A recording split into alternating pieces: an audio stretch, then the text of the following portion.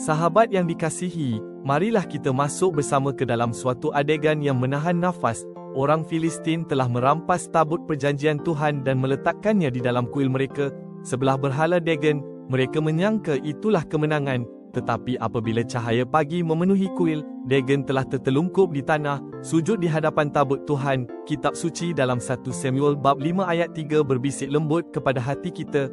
Dagon telah jatuh tertelungkup di tanah di hadapan tabut Tuhan. Ini bukan sekadar kisah purba, melainkan peringatan lembut daripada Bapa yang penuh kasih. Dalam kehadirannya, tiada berhala yang boleh berdiri di sisinya, bukan kerana dia keras, melainkan kerana dia adalah satu-satunya Tuhan yang benar, layak menerima seluruh hati kita.